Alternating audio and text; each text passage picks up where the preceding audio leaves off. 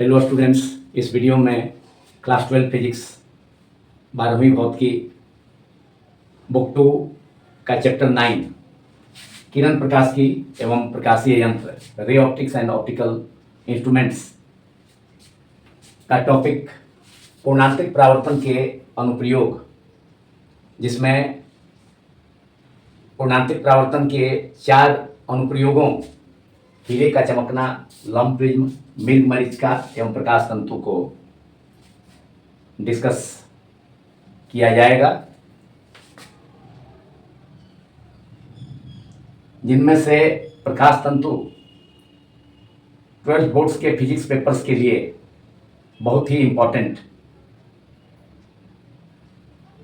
Short answer question और MCQs प्रकाश तंतु पर बेस्ड 12 बोर्ड्स के फिजिक्स पेपर्स में प्राय पूछे जाते हैं। इस टॉपिक का इंग्लिश मीडियम में भी वीडियो मेरे YouTube channel physics quantum classes में अवेलेबल है, जिसे मेरे यूट्यूब चैनल के प्लेलिस्ट्स में से सर्च कर वॉच किया जा सकता है इंग्लिश मीडियम माध्यम के विद्यार्थियों के द्वारा। सबसे पहले पूर्णांतिक परावर्तन का पहला अनुप्रयोग हीरे का चमकना को डिस्कस किया जाए। हीरे का चमकना पूर्णांतिक परावर्तन की घटना पर आधारित है, इसलिए यह घटना अर्थात हीरे का चमकना पूर्णांतिक परावर्तन का अनुप्रयोग है, एप्लीकेशन है, वन ऑफ द एप्लीकेशंस। हीरे का अपवर्तनांक बहुत अधिक 2.42 होता है, जिसके कारण हीरे का क्रांतिक कोण बहुत कम 24.4 डिग्री होता है। चूंकि अपवर्तनांक एवं क्रांतिक कोण में संबंध हम जानते हैं n=1/sin IC, तो हीरे का अपवर्तनांक अधिक रहने के कारण क्रांतिक कोण का मान क्या होगा? कम होगा, sin IC = 1/n संबंध से। तो जब कोई प्रकाश किरण हीरे के किसी सतह से कम आपतन कोण पर हीरे के अंदर प्रवेश करती है, तो उसके अंदर के पृष्ठों से बार बार पूर्णतः परावर्तित होती है, क्योंकि अंदर के पृष्ठों पर आपतन कोण का मान क्रांतिक कोण से अधिक होता है। तो इसलिए प्रकाश की किरण जब हीरे के अंदर, हीरे के किसी पृष्ठ या सतह से प्रवेश कर जाती है, तो जल्दी बाहर नहीं निकल पाती है, क्योंकि पूर्णांतिक परावर्तन की घटना होने से प्रकाश हीरे के सतह से बाहर हवा में नहीं आ पाता है। केवल प्रकाश की किरण हीरे की सतहों में से, हीरे के पृष्ठों में से केवल कुछ ही खास पृष्ठों या परतों से होकर बाहर निकल सकती है, जिसके लिए आपतन कोण का मान क्रांतिक कोण से कम होता है। एवं जब किसी खास सतह से होकर, हीरे के किसी खास सतह से होकर प्रकाश की किरण हीरे के अंदर, उसके अंदर के पृष्ठों से कई बार पूर्णतः परावर्तित होकर एकत्रित हो जाती है, जमा हो जाती है, एवं हीरे की किसी खास सतह से जब बाहर निकलती है, तो हीरे के अंदर पूर्णतः परावर्तित प्रकाश एकत्रित होकर, जमा होकर जब उस सतह से बाहर निकलता है, तो वह काफी, उस प्रकाश की तीव्रता अधिक होती है, वह काफी अधिक चमकीला होता है। तो उस प्रकाश की चमक जो हीरे के सतह से जो प्रकाश उसके अंदर पूर्णतः परावर्तित होकर के कई सतहों से, उसके अंदर की कई सतहों से पूर्णतः परावर्तित होकर, एकत्रित होकर, एक साथ जमा होकर जब किसी विशेष सतह से, खास सतह से, हीरे के खास सतह से बाहर निकलेगा, जिसके लिए आपतन कोण का मान कम होगा, तो वह प्रकाश किरण काफी अधिक चमकीला होगा, क्योंकि उसकी तीव्रता अधिक होगी, तो काफी अधिक चमक आंखों में उत्पन्न करेगी, जिसके कारण हीरा चमकीला दिखाई देता है या हीरा चमकता है। तो हीरे का चमकने का यह कारण है, जो कि पूर्णांतिक परावर्तन की घटना पर आधारित है। इसे आप सभी नोट कर लें। जब कोई प्रकाश किरण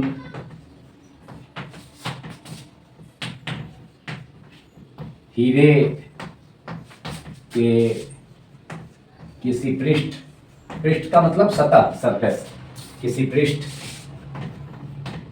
से होकर जिस प्रकाश किरण का आपतन कोण कम होता है, वही उसके अंदर, हीरे के अंदर प्रवेश कर सकता है। तो जब कोई प्रकाश किरण हीरे के किसी पृष्ठ से होकर उसके अंदर, मतलब हीरे के अंदर प्रवेश करती है, तो हीरे के अंदर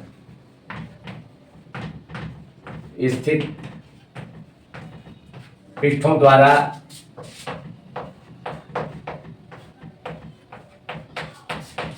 प्रकाश किरण का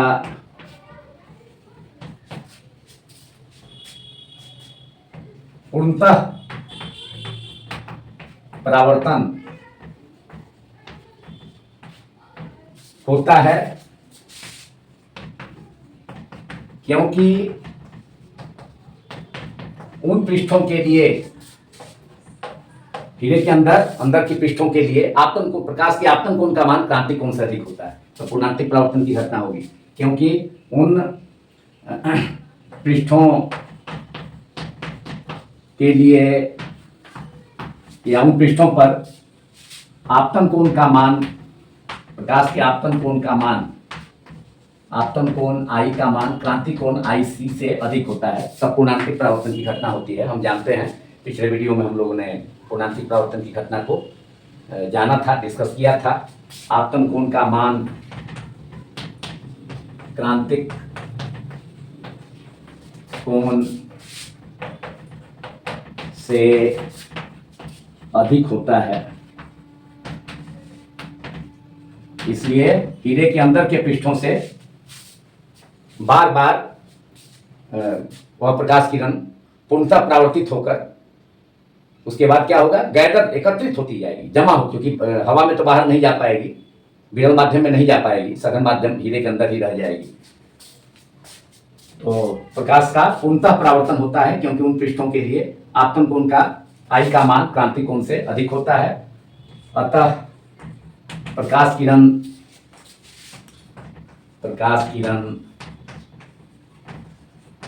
हीरे के अंदर ही एकत्रित होकर, जमा होकर, जब उसके किसी खास पृष्ठ, मान हीरे के कोई खास पृष्ठ से होकर, जिसके लिए आपतन कोण का मान क्रांतिक कोण से कम होगा, उसी से प्रकाश बाहर आ पाएगा।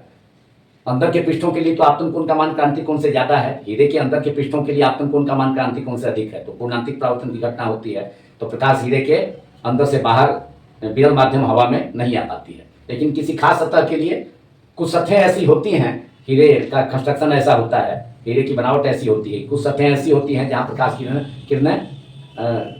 किरणों का आपतन कोण कम हो, मतलब आपतन कोण का मान क्रांतिक कोण से कम हो, तो वहाँ से प्रकाश बाहर हवा में निकलेगा, लेकिन अंदर तब तक एकत्रित हो जाता है हीरे के अंदर के पृष्ठों के द्वारा बार बार पूर्णतः परावर्तित होकर, जमा होकर के जब किसी खास सतह से बाहर निकलेगा तो चमकीला प्रकाश होगा काफी, और हमारी आंखों में प्रवेश करेगा, जिससे कि हीरा चमकीला दिखाई देता है, चमकता हुआ दिखाई देता है, क्योंकि प्रकाश की तीव्रता काफी अधिक हो जाती है। तो जब उसके माने हीरे का उसके किसी खास पृष्ठ से होकर बाहर निकलती है तो उस प्रकाश की चमक बहुत अधिक होती है। तीव्रता अधिक होने से उस प्रकाश की चमक ऑब्लिक देकर के तीव्रता बहुत अधिक होती है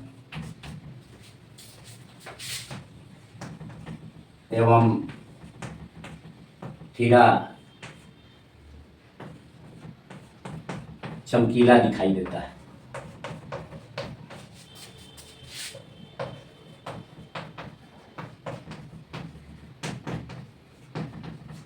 इसे एक डायग्राम से शो किया जा सकता है। मान लिया कि हीरे की आकृति को, हीरे का क्रिस्टल, हीरे का रवा की आकृति को हम शो करते हैं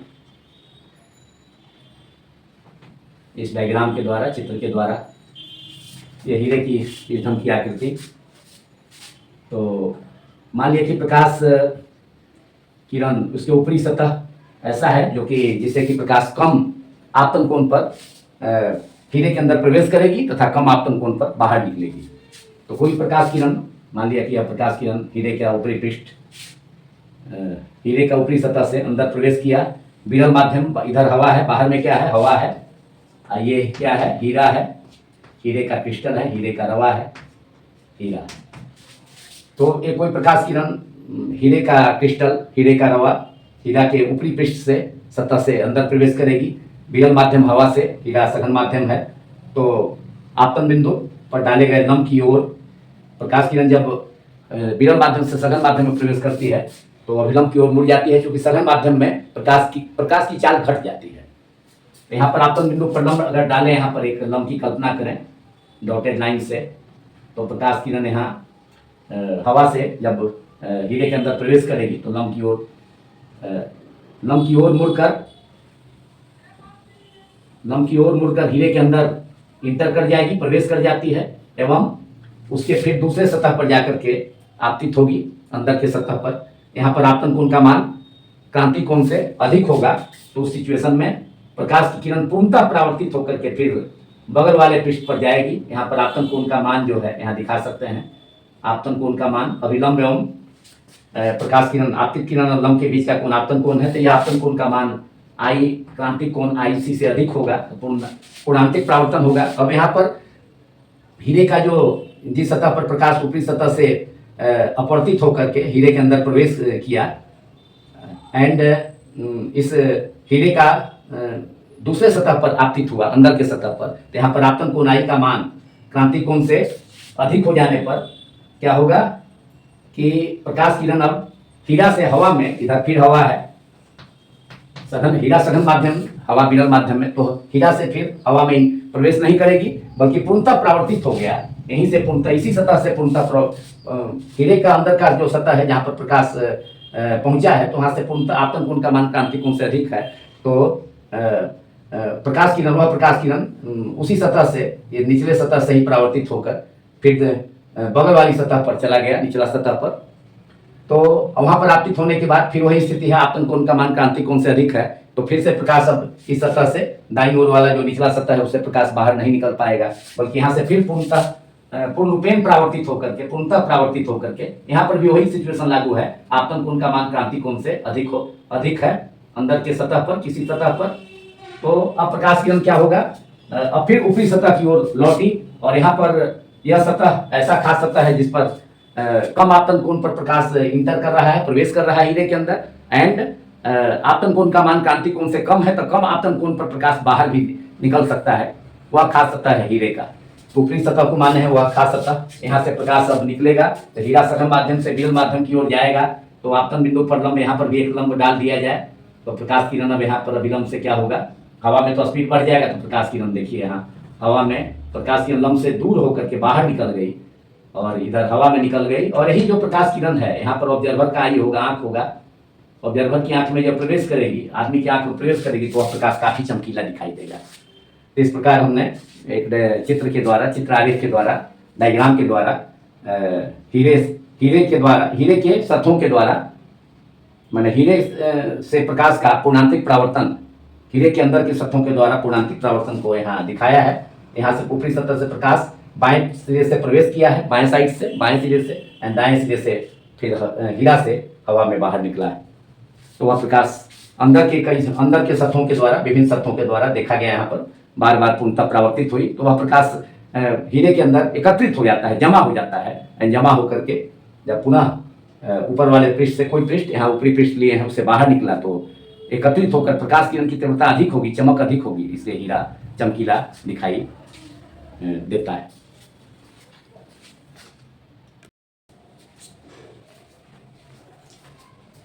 अब पूर्णांतिक परावर्तन का दूसरा अनुप्रयोग, सेकेंड एप्लीकेशन, लंब प्रिज्म, जिसे अंग्रेजी में पोरो प्रिज्म भी कहा जाता है, इसे हम लोग डिस्कस करेंगे। लंब प्रिज्म एक समद्विबाहु समकोण त्रिभुज की आकृति का कांच से निर्मित प्रिज्म होता है, जिसकी सहायता से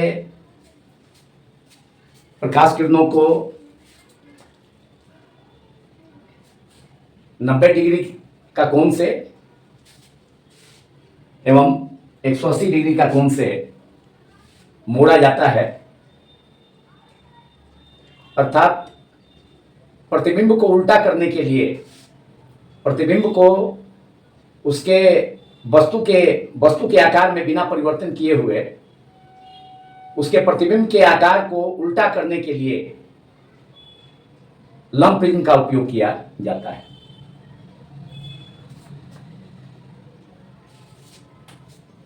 लंब प्रिज्म के द्वारा प्रकाश किरण को पहली स्थिति में 90 डिग्री के कोण से मोड़ा जा सकता है, जिसे चित्र ए में दर्शाया गया है।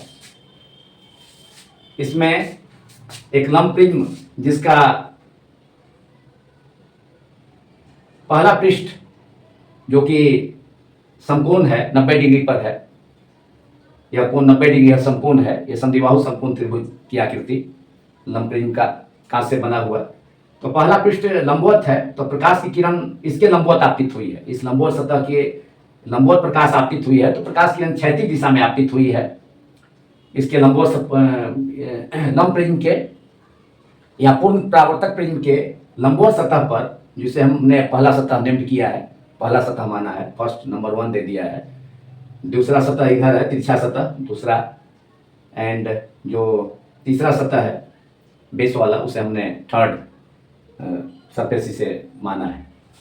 तो जब लंब प्रिज्म के लंबवत पृष्ठ, जो पहला पृष्ठ है, उस पर प्रकाश लंबवत आपतित हुई, तो आपतित प्रकाश किरण क्षैतिज दिशा में चलते हुए इस लंब प्रिज्म के उदग्र भुजा पर आपतित होती है। आपतन कोण का मान क्या होगा? 0 होगा। जब आपतित प्रकाश किरण लंबवत है सतह के, तो लंब भी तो आपतित प्रकाश की दिशा में ही होगा। तो जिस लंब की कल्पना करेंगे तो आपतित प्रकाश एवं अभिलंब के बीच का कोण 0 होगा। तो सेड का नियम से sin r equal to sin i upon mu, तो i इक्वल टू 0 हो गया, तो sin r भी 0 हो गया, तो अपवर्तन कोण भी 0 हो जाएगा। तो इसलिए जब आपतित प्रकाश किरण लंब प्रिज्म के उदग्र सतह पर आपतित होती है, लंबवत भुजा पर आपतित होती है, तो उस भुजा से आपतित प्रकाश किरण पार कर लंब प्रिज्म के अंदर चली जाती है बिना मुड़े हुए। ऐसे तो प्रकाश किरण एक माध्यम से दूसरे माध्यम में जाती है, तो आपतन बिंदु पर डाले गए अभिलंब की ओर या उससे दूर हट जाती है, लेकिन प्रकाश किरण मुड़ जाती है एक माध्यम से दूसरे माध्यम में जाने पर। लेकिन यहाँ प्रकाश हवा से लंब प्रिज्म के अंदर गई, लेकिन बिना मुड़े हुए सीधे निकल गई। तो आपतित प्रकाश लंब प्रिज्म के उदग्र भुजा पर लंबवत आपतित होकर लंब प्रिज्म के अंदर बिना मुड़े हुए सीधे निकल जाती है, सीधे रास्ते पर, एवं लंब प्रिज्म के तिरछे पृष्ठ पर, तिरछा सतह जो दूसरा सतह है लंब प्रिज्म का, उसे हम वह तिरछा पृष्ठ है, तो उस पर आपतित होती है। अब यह पृष्ठ चूंकि लंब प्रिज्म का दूसरा पृष्ठ चूंकि तिरछा है, इससे प्रकाश किरण कितने डिग्री पर आपतित होगी? तो यहाँ पर इस बिंदु जहाँ प्रकाश किरण आपतित हुई है, तो वहाँ पर एक लंब की कल्पना किए हैं, तो लंब से कितना कोण होगा? ये कोण कितना हो जाएगा, लंब और आपतित किरण के बीच का कोण 45 डिग्री होगा, क्योंकि यह 45 है, यहाँ 90 होगा, तो यह कोण भी क्या होगा 45 हो जाएगा, क्योंकि त्रिभुज में तीनों कोणों का योग कितना होता है 180 होता है, तो यह 90 हो जाएगा, ये कोण 45 डिग्री है।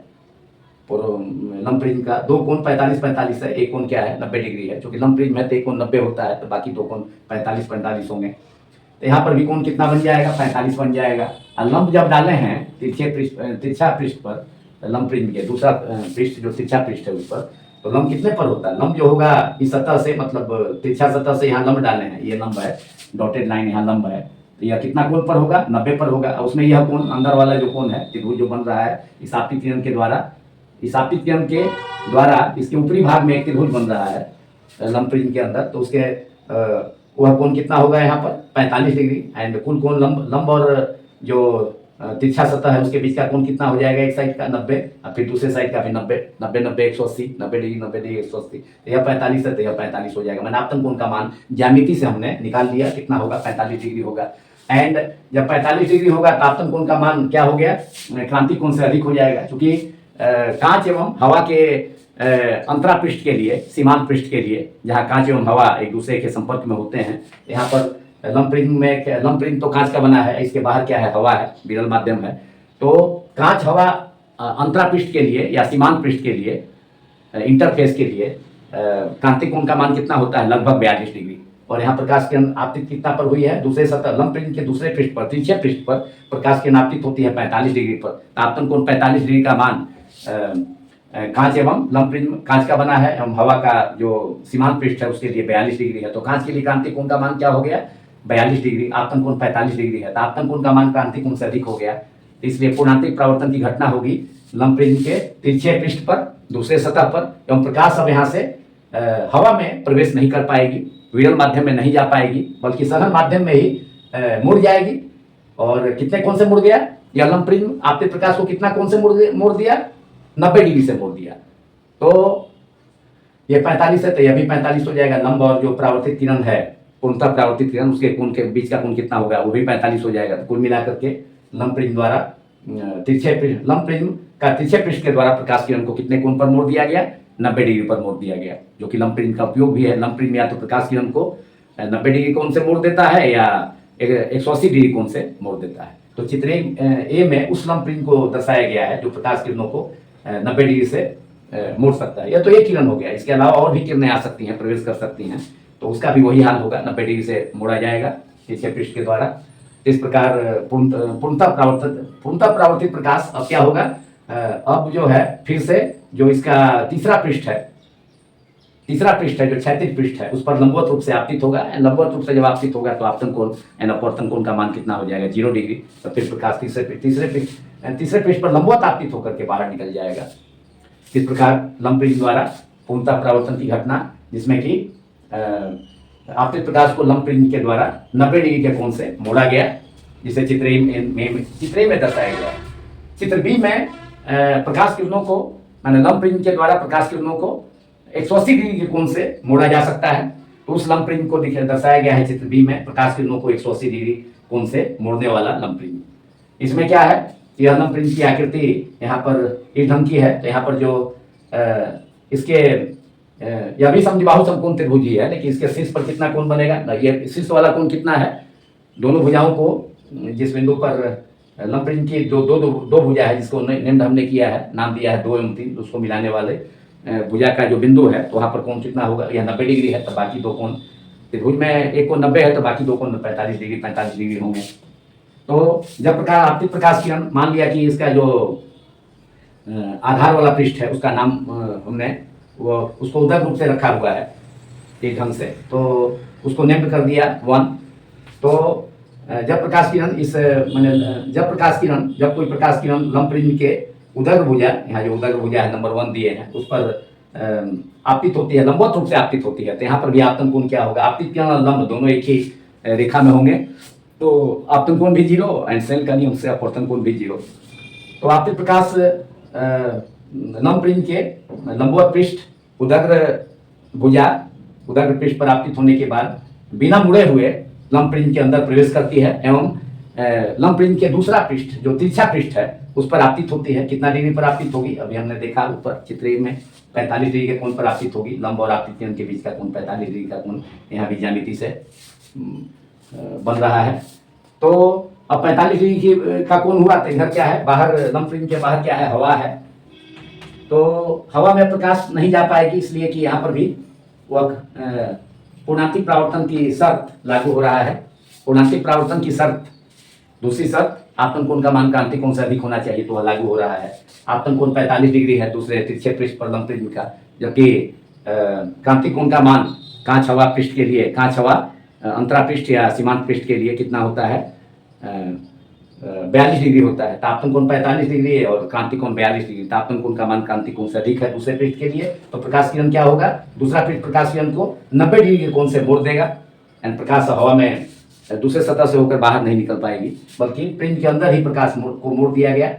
पूर्णतः परावर्तन हो गया तो प्रकाश मुड़ गया, प्रकाश किरण मुड़ गई कितने कोण पर, 90 डिग्री पर। 90 डिग्री पर से मुड़ करके प्रकाश अब लंब प्रिज्म के तीसरे पृष्ठ पर, वह पृष्ठ भी तिरछा है, उस पर आपतित हुई। तो यहाँ पर फिर से एक बार आपतन कोण का मान कितना हो गया, 45 डिग्री ज्यामिति से। अब 45 डिग्री होने पर फिर इधर क्या है, लंब प्रिज्म का तो कांच का है, इसके बाहर फिर हवा है, तो प्रकाश किरण यहाँ आपतन कोण का मान तीसरे पृष्ठ पर भी आपतन कोण का मान क्रांतिक कोण से अधिक हो गया, तो प्रकाश किरण पूर्णतः परावर्तित हो जाएगी, अब हवा में बाहर निर्गत नहीं होगी तीसरे पृष्ठ से होकर। तो प्रकाश यहीं से लौट गया, तो यहाँ से भी तीसरा सतह भी प्रकाश को 90 डिग्री के कोण से लौटा दिया। तो कुल मिलाकर दूसरा पृष्ठ से प्रकाश पूर्णतः परावर्तित हुआ 90 डिग्री के कोण पर, एवं तीसरे पृष्ठ से भी फिर 90 डिग्री के कोण पर पूर्णतः परावर्तित हो गया। तो कुल मिलाकर के आपतित प्रकाश जो प्रवेश किया लंब प्रिज्म के अंदर, तो उसके दोनों तिरछे पृष्ठों से 90 डिग्री और 90 डिग्री के कोण से पूर्णतः परावर्तित होकर 90 डिग्री के कोण से, माने कुल मिलाकर 180 डिग्री के कोण से मोड़ दिया गया।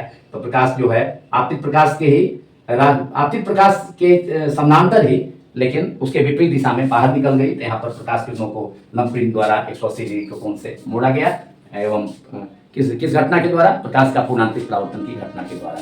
इस प्रकार लंब प्रिज्म का उपयोग हम प्रकाश किरणों को 90 डिग्री के कोण से या 180 डिग्री का कोण से मोड़ने के लिए करते हैं, या किसी वस्तु के आकार में परिवर्तन किए हुए बिना उसके प्रतिबिंब को उल्टा करने में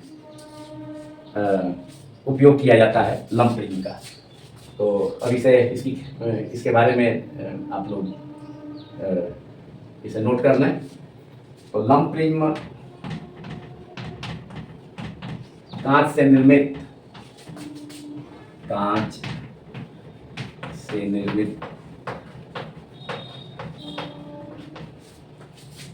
एक समद्विबाहु संपूर्ण त्रिभुज है। समद्विबाहु संपूर्ण त्रिभुज है जो पूर्णांतिक परावर्तन की घटना पर, जिसका कार्य पूर्णांतिक परावर्तन की घटना पर आधारित है। लंब प्रिज्म की क्रिया जो है संपूर्ण त्रिभुज है, जिसकी क्रिया पूर्णांतिक परावर्तन की घटना पर आधारित है। पूर्णांतिक परावर्तन की घटना पर आधारित है, इसीलिए लंब प्रिज्म भी पूर्णांतिक परावर्तन का अनेक अनुप्रयोगों में से एक अनुप्रयोग है। One of the applications of total internal reflection.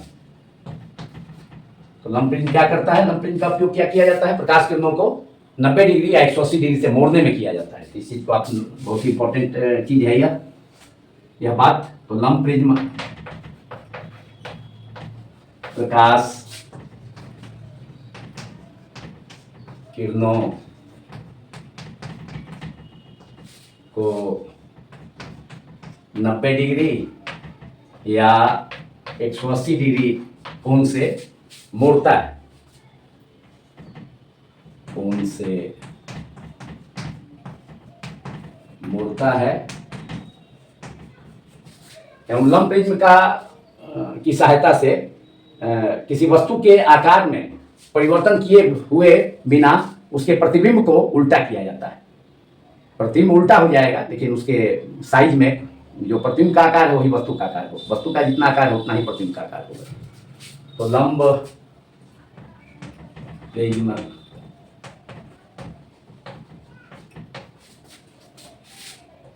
द्वारा किसी वस्तु के आकार में परिवर्तन किए बिना उसके प्रतिबिंब को उल्टा किया जाता है लंब प्रिज्म के द्वारा। परिवर्तन किए बिना वस्तु के प्रतिबिंब को उसके प्रतिबिंब को माने वस्तु के प्रतिबिंब को, साइज में कोई चेंज नहीं होगा, प्रतिबिंब का आकार उतना ही होगा जितना कि वस्तु का आकार है। उसके प्रतिबिंब को मतलब वस्तु के प्रतिबिंब को उल्टा किया जाता है, उल्टा किया जाता है। इस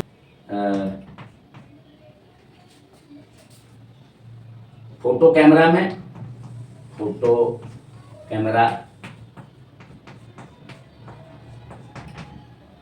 द्विनेत्री में दूसरा पहला उपयोग फोटो कैमरा में, दूसरा द्विनेत्री जिसको अंग्रेजी में बाइनोकुलर्स कहा जाता है। द्विनेत्री दूर की चीज, पृथ्वी के पर स्थित दूर की चीजों को देखने के लिए बाइनोकुलर्स का उपयोग होता है। द्विनेत्री बाइनोकुलर्स में इसका उपयोग होता है। द्विनेत्री जो प्रतिबिंब बनाएगा, द्विनेत्री का लेंस युग्म किसी वस्तु का जो प्रतिबिंब बनाएगा, उल्टा प्रतिबिंब बनाएगा, उसको लंब प्रिज्म सीधा कर देता है। क्योंकि लंब प्रिज्म का उपयोग तो प्रतिबिंब को उल्टा करने में किया ही जाता है, वस्तु के आकार में परिवर्तन किए बिना, जिसे हमने जाना। द्विनेत्री में बाइनोकुलर्स में भी उपयोग होता है एवं परिदर्शी में भी उपयोग होता है। पेरिस्कोप में, पनडुब्बी के अंदर समुद्र के अंदर नीचे समुद्र के अंदर माने जल के अंदर पनडुब्बियाँ रहती हैं, तो उसमें आदमी बैठा हुआ है और बाहरी चीज को देख सकता है, जैसे जहाज वगैरह, शिप है, तो उसकी स्थिति को देख सकता है परिदर्शी की सहायता से, पेरिस्कोप की सहायता से। तो उसमें भी पेरिस्कोप में भी लंब प्रिज्म का उपयोग किया जाता है। तो तीसरा उपयोग हो गया परिदर्शी, लंब प्रिज्म का उपयोग परिदर्शी पेरिस्कोप में। पनडुब्बी के अंदर बैठे बैठे जो आदमी पनडुब्बी के अंदर उपस्थित है वह बाहर की चीजों को देख सकता है, परिदर्शी पेरिस्कोप जिसे अंग्रेजी में कहा जाता है, उसकी सहायता से।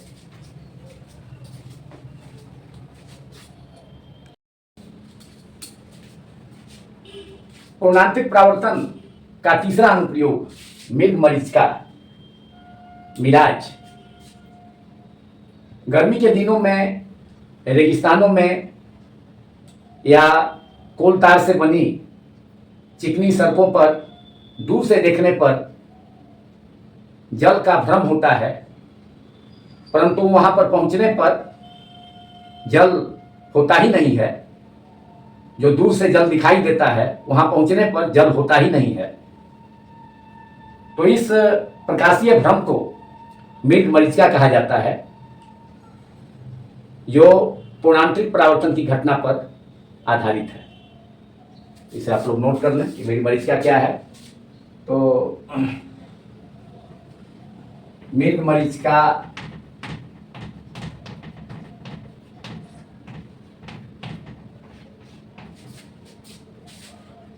प्रकाशीय भ्रम है, ऑप्टिकल इल्यूजन जिसको अंग्रेजी में कहा जाता है। प्रकाशीय भ्रम है जिसका निर्माण गर्मी के दिनों में रेगिस्तानों या कोल तार से बनी सड़कों, चिकनी सड़कों,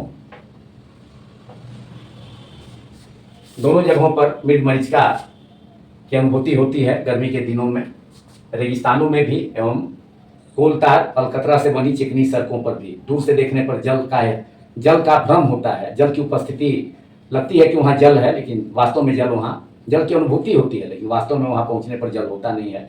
फिर आगे देखने पर लगेगा कि उसके आगे फिर जल दिखाई देगा। तो इसी ढंग से और आगे जाने पर माने और आगे जल दिखाई देगा, वहाँ जाएंगे तो फिर और आगे दिखाई देगा। इसी ढंग से रेगिस्तान में मृग, हिरन या कोई आदमी जल की चाह में, जल की खोज में लगातार आगे बढ़ता है, लेकिन उसे जल मिलता नहीं है। अंत में उसके प्राण भी चले जाते हैं जल की खोज में, अगर अधिक प्यासा हो तो। वह हिरन, मृग या आदमी मर भी सकता है पानी के अभाव में, इसलिए इसका नाम मृगमरीचिका है, जो कि एक प्रकाशीय भ्रम है। तो मृगमरीचिका प्रकाशीय भ्रम है, जिसका निर्माण गर्मी के दिनों में रेगिस्तानों में या कोल तार से निर्मित चिकनी सड़कों पर, कोल तार मतलब अलकतरा, कोल तार से निर्मित सड़कों पर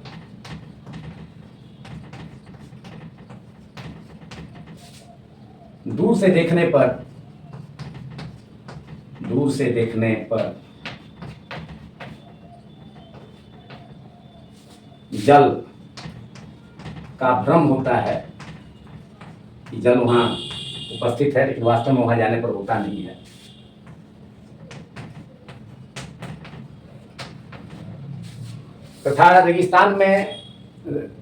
तथा किसी रेगिस्तान में पेड़ का उल्टा प्रतिबिंब जल में बना हुआ हिलता हुआ दिखाई देता है। एवं रेगिस्तानों में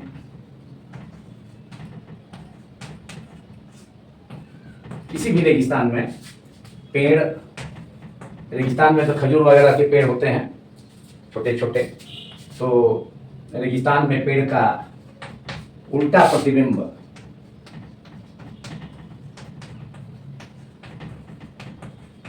जल में हिलता हुआ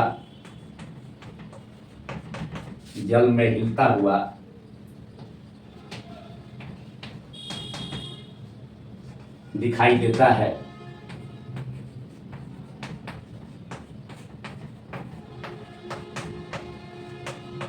जिसे मृगमरीचिका कहा जाता है। ऐसे ही मृगमरीचिका कहा जाता है।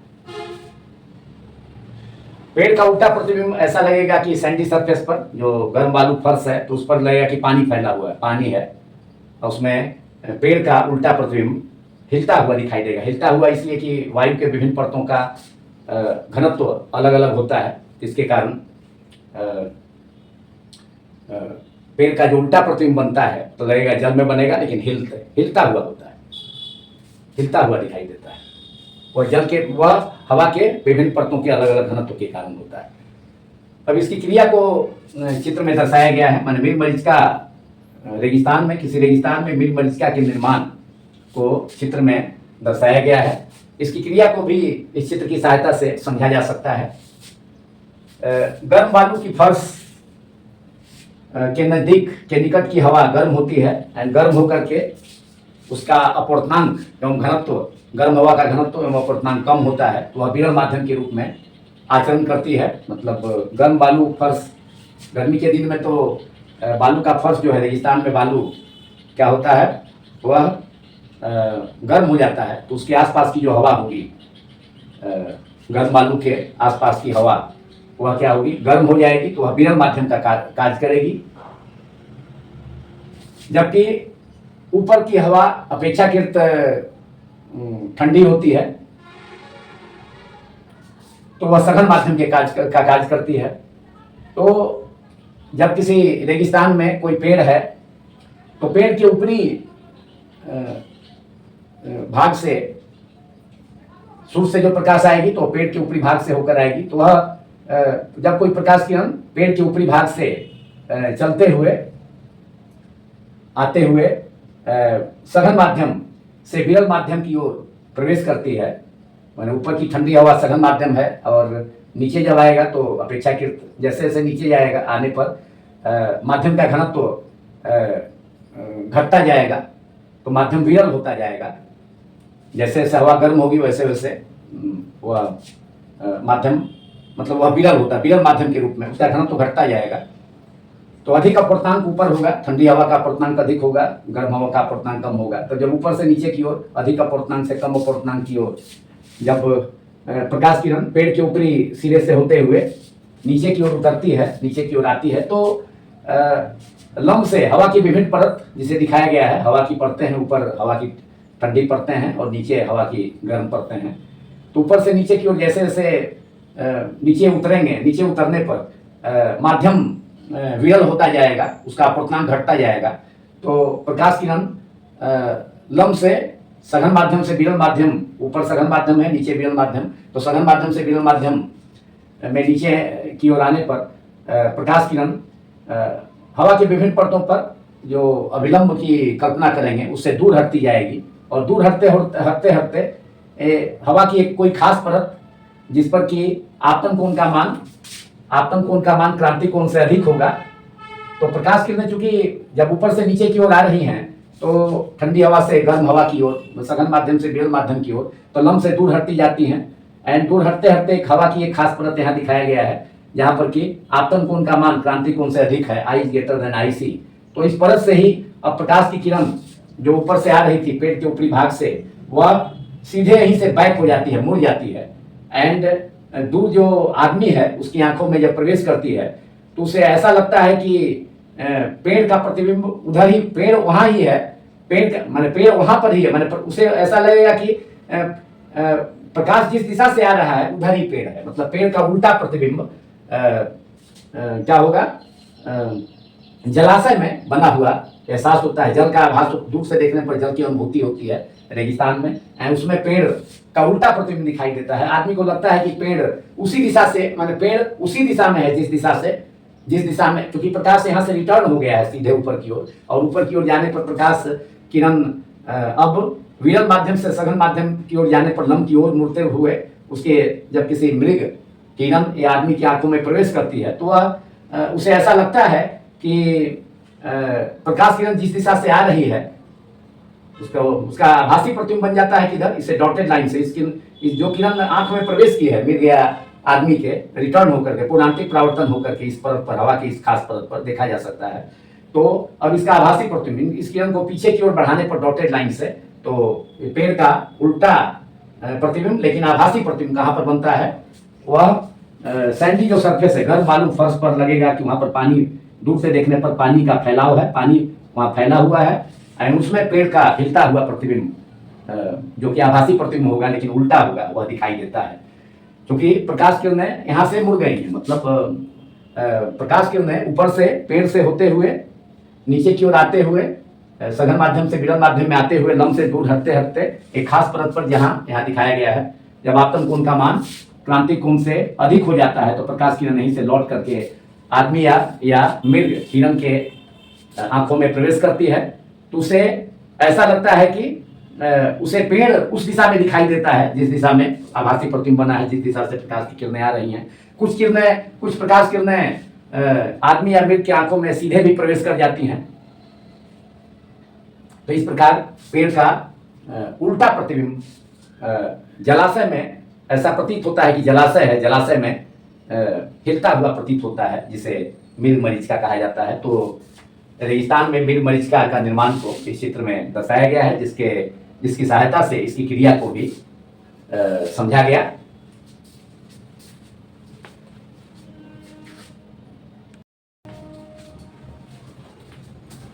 पूर्णांतिक परावर्तन का चौथा अनुप्रयोग प्रकाश तंतु, ऑप्टिकल फाइबर, जो कि 12th बोर्ड्स के फिजिक्स पेपर्स के लिए बहुत ही इंपॉर्टेंट टॉपिक है।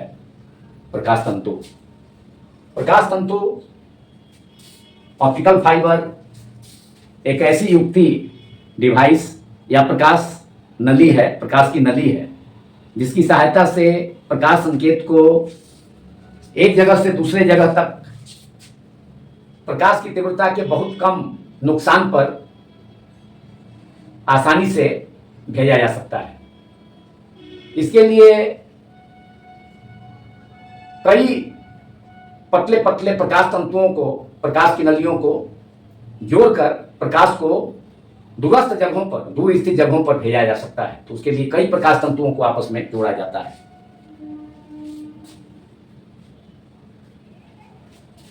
प्रकाश तंतु के दो भाग होते हैं। एक अंदर का भाग जिसे कोर कहा जाता है, जो कि उच्च क्वालिटी का कांच या क्वार्ज से बना होता है, जिसका अपवर्तनांक अधिक होता है, जो सघन माध्यम का कार्य करता है। मतलब प्रकाश तंतु का जो अंदर का भाग है उसे कोर कहा जाता है। वह सघन माध्यम का कार्य करता है, जिसका अपवर्तनांक लगभग 1.7 होता है। जबकि प्रकाश तंतु का दूसरा भाग उसका बाहरी आवरण होता है, बाहरी आवरण, आउटर कवर, जिसे क्लैडिंग कहा जाता है, जो कि साधारण कांच का बना होता है, जिसका अपवर्तनांक लगभग 1.5 होता है। मतलब क्लैडिंग जो बाहरी आवरण है प्रकाश तंतु का, उसका अपवर्तनांक प्रकाश तंतु के अंदर का भाग जिसे कोर कहा जाता है, कोर के अपवर्तनांक से कम होता है। इसलिए क्लैडिंग विरल माध्यम का कार्य करता है, जबकि कोर अंदर का भाग प्रकाश तंतु या प्रकाश की नली का अंदर का जो भाग जो जिसे कोर कहा जाता है, तो उसका अपवर्तनांक उच्च होता है, 1.7, जो कि क्वार्ज का या उच्च क्वालिटी के कांच का बना होता है। अब प्रकाश तंतु की क्रिया को, क्योंकि प्रकाश तंतु भी प्रकाश पूर्णांतरिक परावर्तन की घटना पर आधारित है, इसलिए प्रकाश तंतु पूर्णांतरिक परावर्तन का अनुप्रयोग है, वन ऑफ द एप्लीकेशंस। कुल मिलाकर के इस वीडियो में हम लोग चौथा एप्लीकेशन पर पढ़ रहे हैं, जान रहे हैं। 3 एप्लीकेशन देख लिया। तो जैसे अदर 3 एप्लीकेशंस, तीनों अनुप्रयोग जिन्हें हम लोगों ने डिस्कस किया, वे सभी प्रकाश का पूर्णांतरिक परावर्तन की घटना पर आधारित है। उसी ढंग से प्रकाश तंतु भी प्रकाश का पूर्णांतरिक परावर्तन की घटना पर आधारित है। डायरेक्ट ऑब्जेक्टिव क्वेश्चन पूछा जाता है 12th बोर्ड्स के फिजिक्स पेपर्स में कि प्रकाश तंतु आधारित है, किस घटना पर आधारित है, तो उसमें 4 विकल्प होंगे। तो सही विकल्प होगा प्रकाश का पूर्णांतरिक परावर्तन। इसे आप सभी को ध्यान में रखना चाहिए। यह प्रकाश तंतु प्रकाश का पूर्णांतरिक परावर्तन की घटना पर आधारित है, तो इससे direct question, multiple choice objective question पूछा जाता है। इसके अलावा प्रकाश तंतु पर आधारित या प्रकाश तंतु के उपयोग पर आधारित, या प्रकाश तंतु क्या है, इसके 2 उपयोगों को लिखें, तो शॉर्ट आंसर टाइप लघुत्तरीय प्रश्न भी पूछे जाते हैं 12 बोर्ड्स के फिजिक्स पेपर्स में। तो पहले आप लोग नोट कर लें इस पॉइंट को। प्रकाश तंतु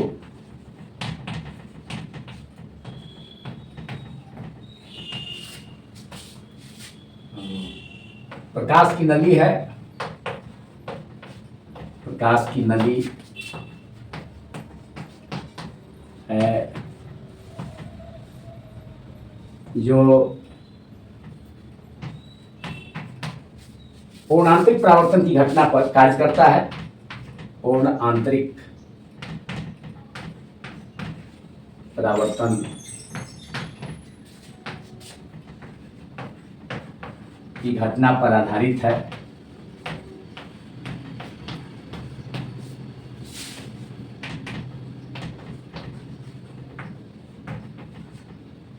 बनावट तो हम लोग जाने, इसके 2 भाग होते हैं। अंदर वाला भाग प्रकाश तंतु का या प्रकाश की नली का कोर कहलाता है, जिसका अपवर्तनांक उच्च होता है 1.7, जबकि बाहरी भाग, बाहरी आवरण प्रकाश तंतु का क्लैडिंग कहलाता है, जिसका अपवर्तनांक कम होता है, लगभग 1.5।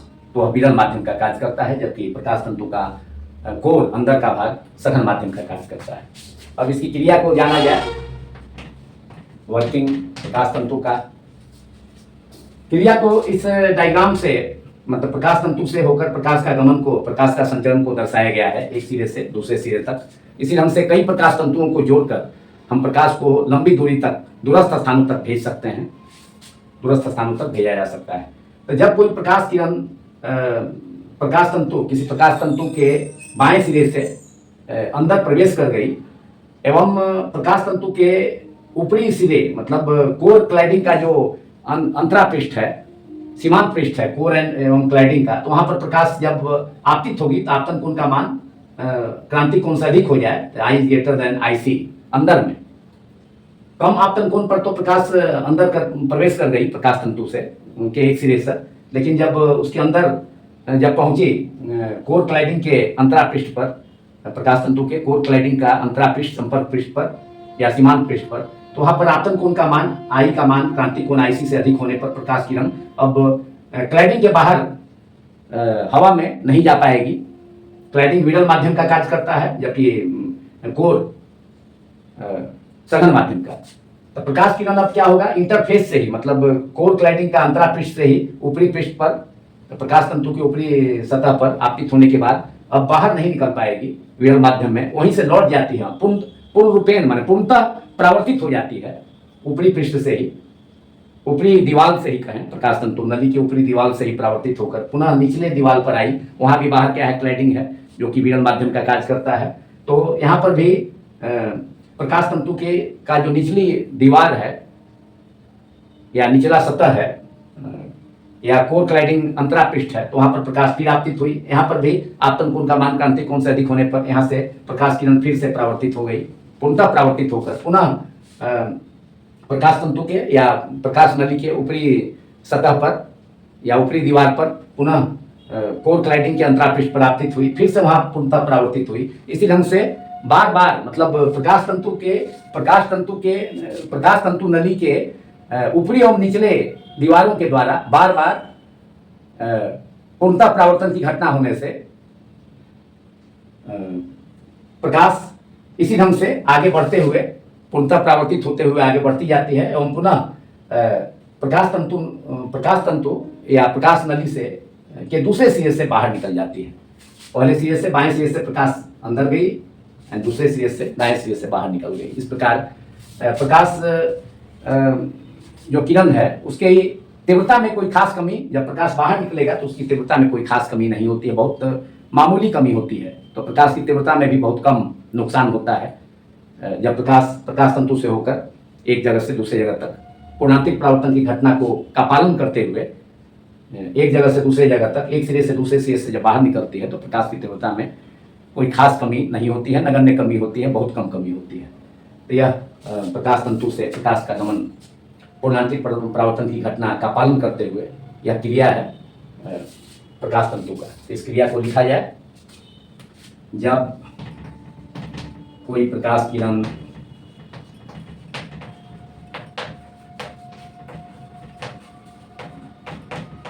किसी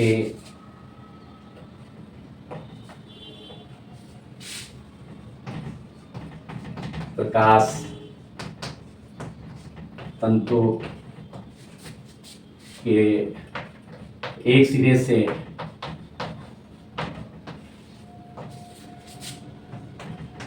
उसके अंदर, मतलब प्रकाश तंतु के अंदर, उसके अंदर प्रवेश करती है तो प्रकाश तंतु के अंदर कोर क्लैडिंग, कोर और क्लैडिंग का जो संपर्क पृष्ठ है, मतलब जो अंतरा पृष्ठ है, ये सीमांत पृष्ठ है, कोर के बाहर क्लैडिंग है, बाहरी आवरण, जो कि विरल माध्यम का कार्य करती है, अपवर्तनांक कम होता है। तो कोर क्लैडिंग के अंतरा पृष्ठों पर, ऊपरी अंतरा पृष्ठ ऊपरी दीवार पर एवं प्रकाश तंतु के निचली दीवार पर, वहां भी अंतरा पृष्ठ है। कोर क्लैडिंग के अंतरा पृष्ठों पर आपतन कोण का मान आई क्रांतिक कोण से अधिक होता है। तो कोर क्लैडिंग के अंतरा पृष्ठों पर आपतन कोण का मान क्रांतिक कोण से अधिक होता है। तो कोर क्लैडिंग के अंतरा पृष्ठों पर प्रकाश किरण का बार बार पूर्णांतिक परावर्तन होता है। प्रकाश किरण का बार बार पूर्णांतरिक, तो प्रकाश किरण अंतरा पृष्ठों पर प्रकाश किरण बार बार पूर्णांतरिक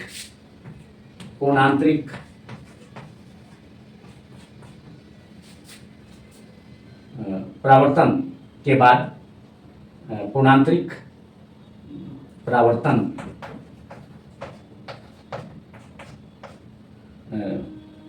के कारण पूर्णतः प्रकाश तंतु के अंदर ही परावर्तित होकर, पूर्णांतरिक परावर्तन के कारण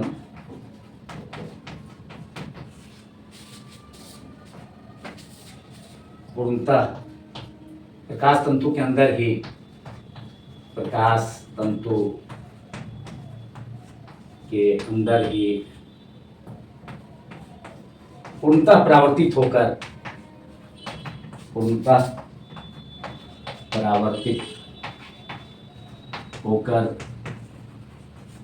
आगे बढ़ती है नदी के अंदर, हम दूसरे सिरे से बाहर निकल जाती है।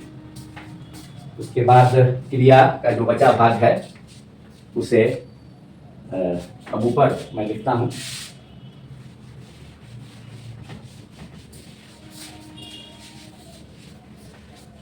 तो अंदर ही पूर्णतः परावर्तित होकर प्रकाश तंतु के अंदर ही पूर्णतः पुनार्थिक।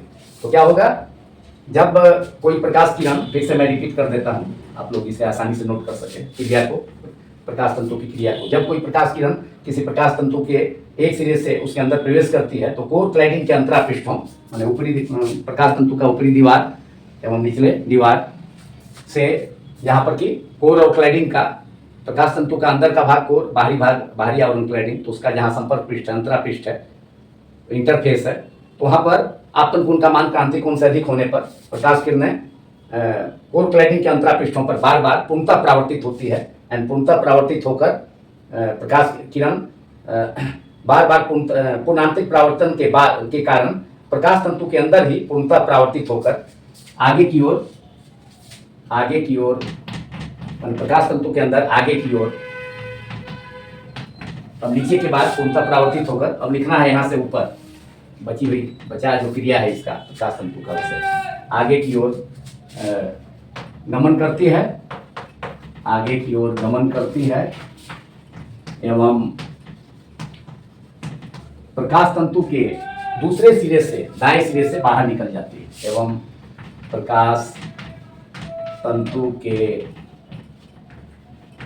दाएं सिरे से या दूसरे सिरे से बाहर निकल जाती है। प्रकाश तंतु के दूसरे सिरे से बाहर निकल जाती है।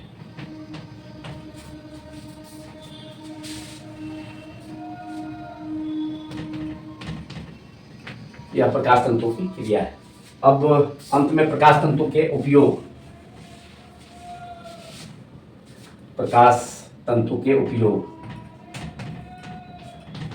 सबसे पहला तो उपयोग है इसका, प्रकाश संकेत को एक जगह से दूसरे जगह तक भेजने में। पहला उपयोग आप लोग नोट करें, प्रकाश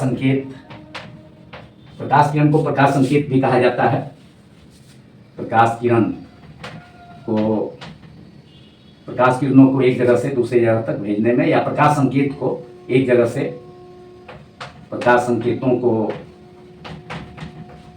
जगह से दूसरे जगह तक भेजने में। फिगर अब मैं मिटा देता हूं। तो पहला उपयोग हो गया प्रकाश तंतु का, प्रकाश संकेतों को एक जगह से दूसरे जगह तक भेजने में।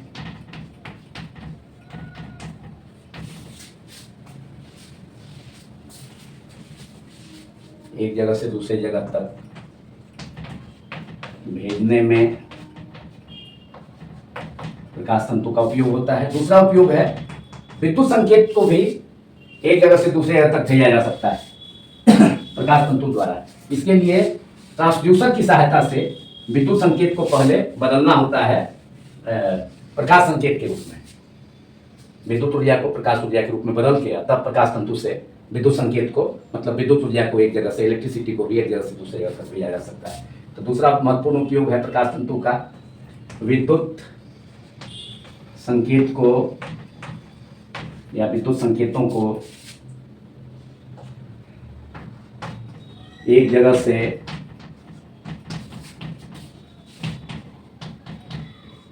दूसरे जगह तक भेजने में।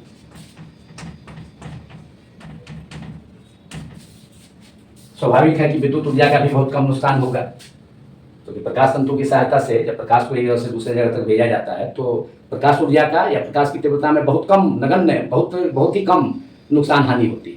तो उसी ढंग से अगर विद्युत धारा को या विद्युत संकेत को प्रकाश तंतु से एक जगह से दूसरे जगह तक भेजा जाएगा, हालांकि उसके लिए विद्युत संकेत को पहले बदलना होगा प्रकाश संकेत में ट्रांसड्यूसरों की सहायता से, ट्रांसड्यूसर्स की हेल्प से।